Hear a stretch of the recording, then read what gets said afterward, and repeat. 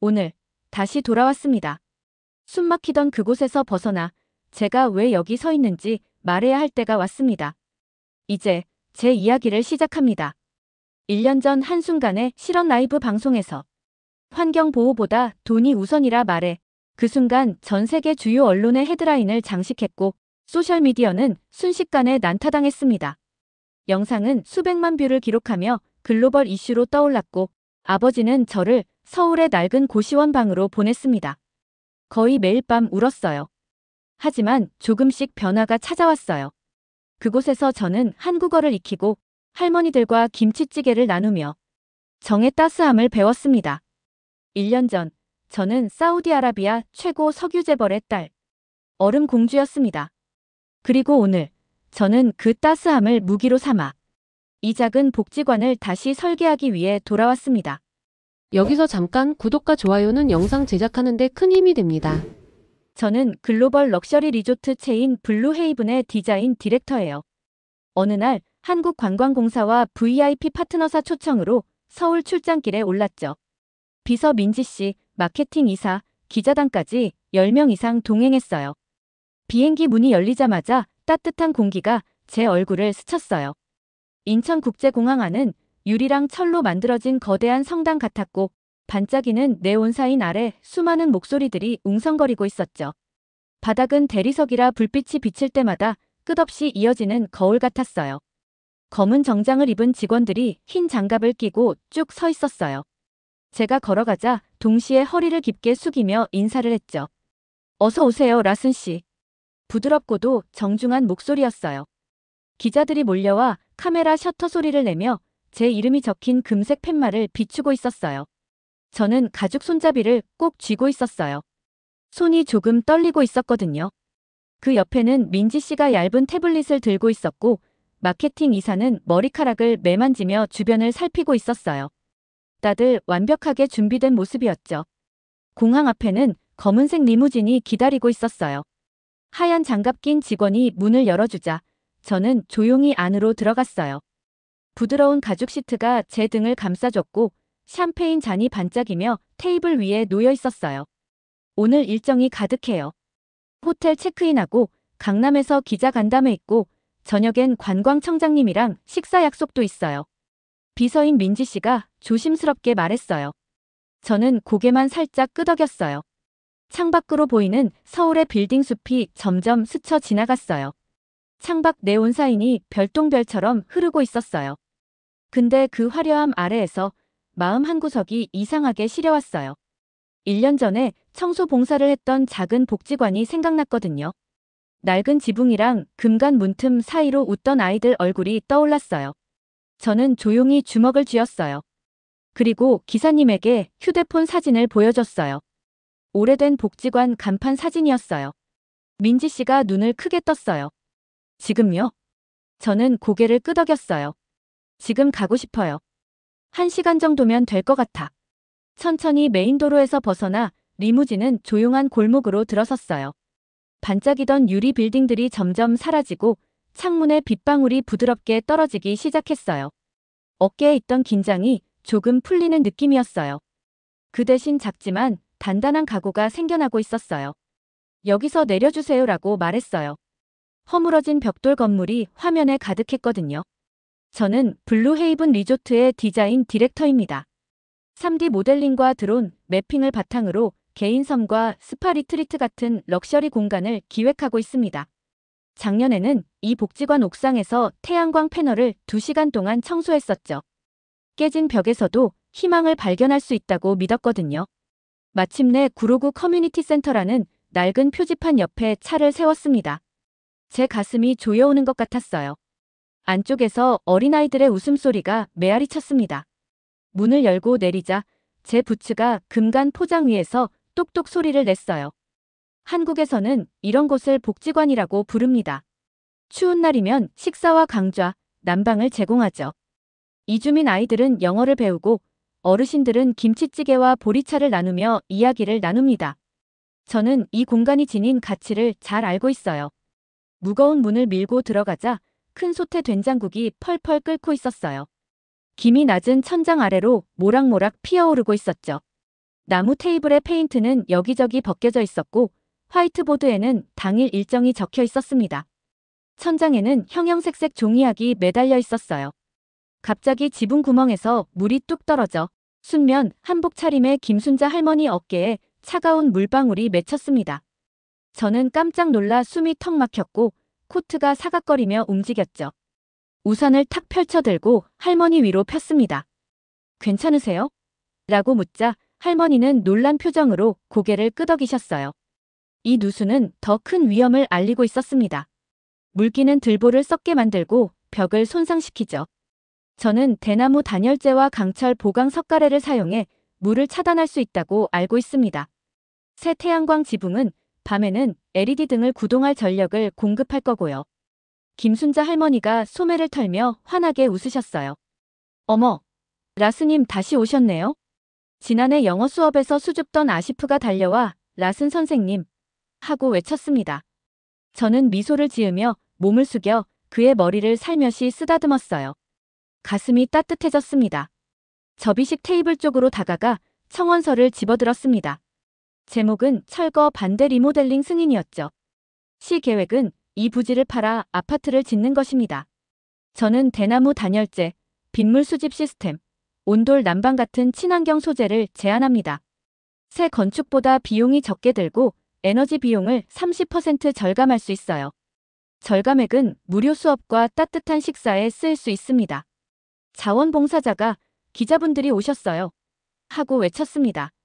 플래시 라이트가 번쩍였고 저는 재킷 컬러를 살짝 고쳐 단정히 한 뒤 앞으로 나아갔습니다. 참고로 이 복지관은 구청 소유의 공공건물이지만 지역 주민들과 민간 후원으로 운영되고 있었어요. 아파트 재개발 계획이 추진되면서 구청의 결정이 필요했지만 주민 서명과 모금은 행정 결정에 영향을 미칠 수 있는 여론과 압박수단이 되었죠. 그래서 저도 설계 제안과 함께 주민 서명을 모아 구청에 제출하려는 거였어요. 청원서에 사인을 하고 붉은 인주에 도장을 꾹 찍었죠. 제 맥박이 차분한 결의로 가라앉았습니다. 자원봉사자들에게 고개를 끄덕이며 말했어요. 전체 설계도는 사흘 안에 제출하겠습니다. 블루헤이븐은 48시간 안에 CAD 설계도를 완성할 수 있습니다. 옥상 라운지에서 기금 모금을 열고 몇 주 내에 온수 배관과 태양광 패널을 설치할 겁니다. 단지 시의 승인이 남았을 뿐입니다.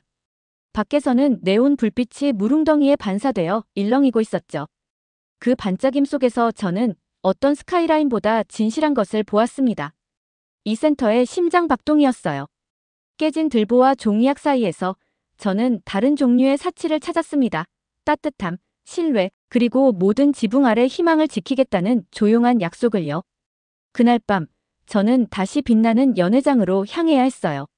하지만 마음 한구석엔 여전히 이 복지관의 따뜻한 공기가 남아있었죠. 저는 스카이라인 타워 연회장 한가운데 서 있었어요.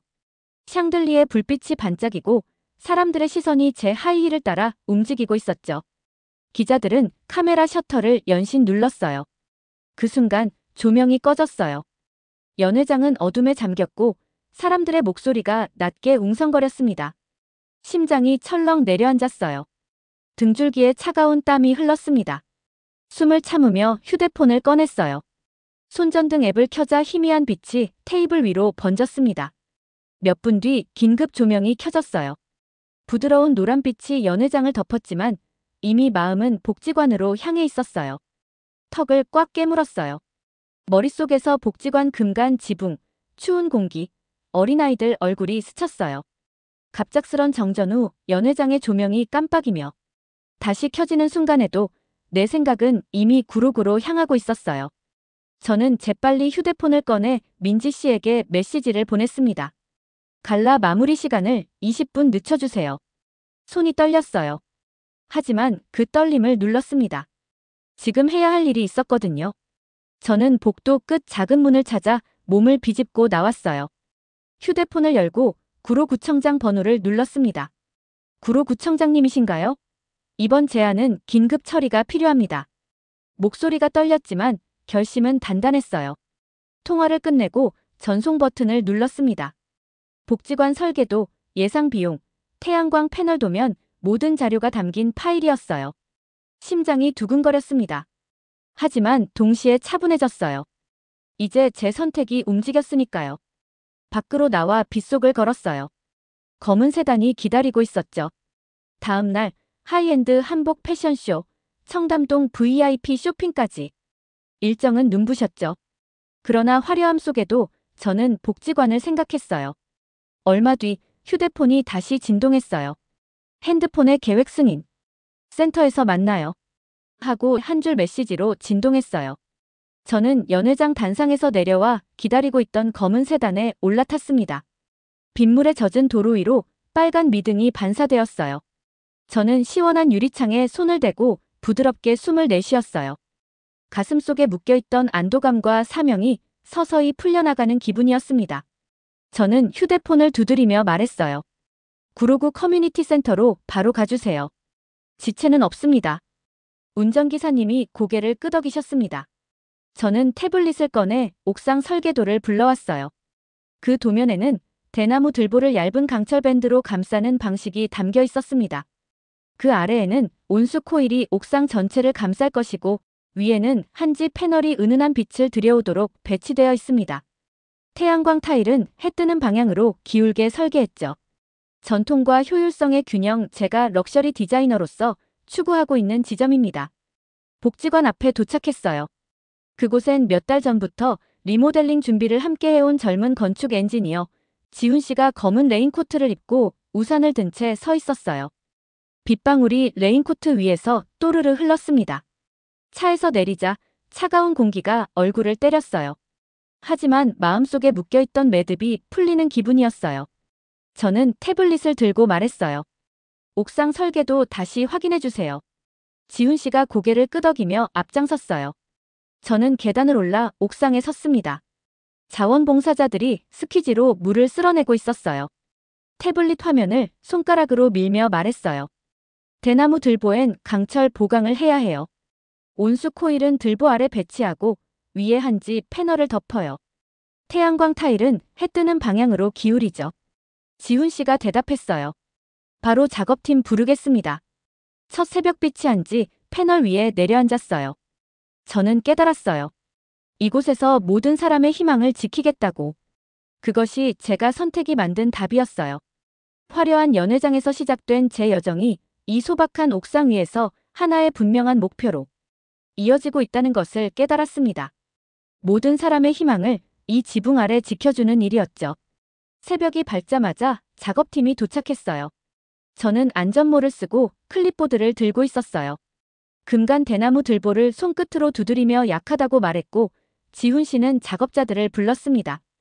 새 대나무 보강이 시작되고 부서진 기와 위에는 방수포가 덮여 있었고 인부들이 힘겹게 들보를 들어 올리고 있었습니다. 늦은 아침이 되자 비가 잠시 그쳤습니다.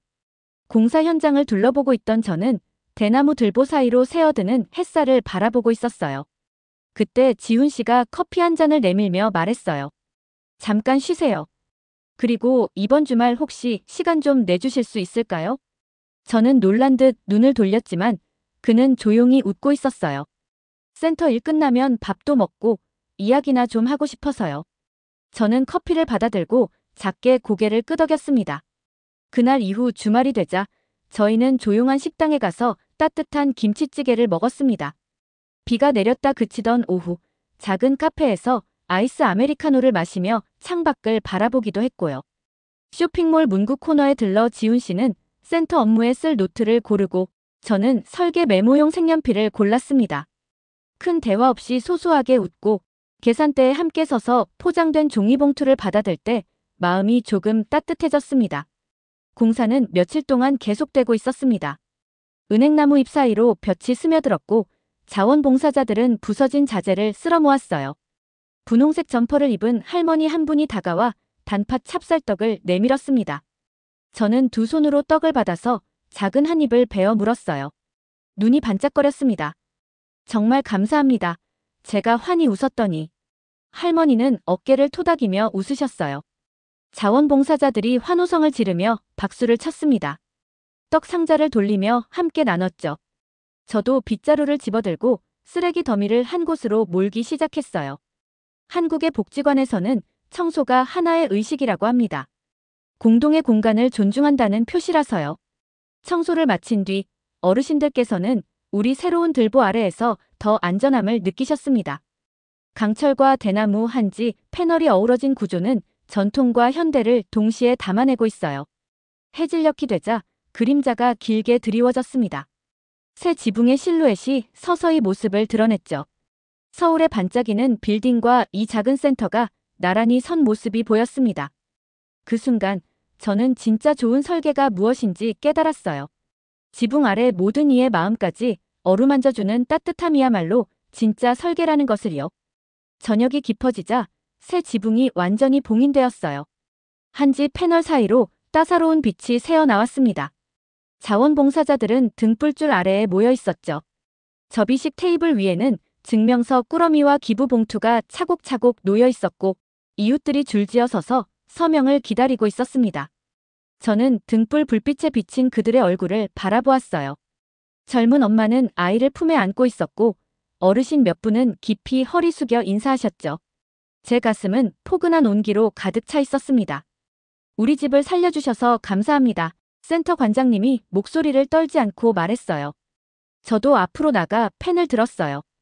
커뮤니티 케어 서약서에 서명한 뒤 붉은 도장을 잉크에 찍어 꾹 찍었습니다. 한 자원봉사자가 우리 집을 지켜요라고 적힌 작은 종이 꼬리표를 건네주었죠. 한국에서는 마을 입구의 장승이 마을을 지키듯 이 서약은 현대판 지킴이 역할을 하고 있습니다.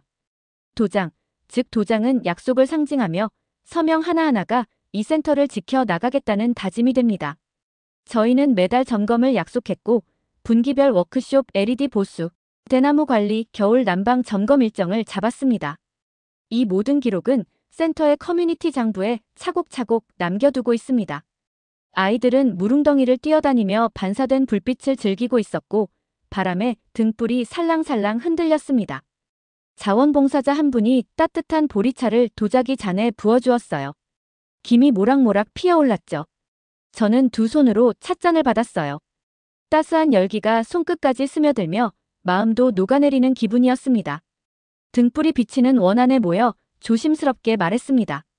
우리 이곳을 사계절 내내 밝고 따뜻하게 지켜나가자고 약속해요. 사람들은 부드럽게 박수를 치며 맞장구 쳤고 저는 다시 한번 잔을 들어 올렸습니다. 보리차는 위로와 나눔을 상징하는 음료예요. 여름엔 시원하게, 겨울엔 따뜻하게 우리를 감싸주죠. 이 도자기 잔은 지역 도공이 휠로 빚은 것으로 열을 잘 보존하도록 만들어졌습니다. 이렇게 디자인과 전통이 어우러져 이 센터는 튼튼한 들보와 태양광 지붕, 그리고 진심 어린 보살핌으로 살아 숨쉬는 건축물이 되었습니다. 등불 아래에서 저는 서울의 광활한 빛과 이 작은 공간의 맥박이 하나로 이어지는 것을 느꼈습니다. 진정한 사치는 바로 여기 한 장의 서명, 한 잔의 차, 그리고 이 지붕 아래 맺은 모든 약속 속에 빛나고 있었어요. 다음 날, 저는 한국을 떠날 예정이었어요. 지훈 씨가 조용한 골목 안 작은 식당으로 저를 초대했어요. 저희는 나란히 앉아 김치찌개 김이 모락모락 나는 그릇을 함께 나누고 있었죠. 지훈 씨가 웃으면서 반찬을 제 앞으로 밀어주었어요. 조금 더 드세요. 거의 안 드신 것 같아요. 조심스럽게 말했어요. 저도 웃으며 젓가락으로 그의 손을 살짝 스쳤습니다. 식사 후에는 우산 하나를 함께 쓰고 좁은 골목길을 걸었어요. 비가 조용히 내리고 있었고 네온사인이 웅덩이에 반짝이고 있었죠. 작은 카페에 들어가 창가 자리에 앉아 따뜻한 커피잔을 두 손으로 감싸 쥐고 있었어요.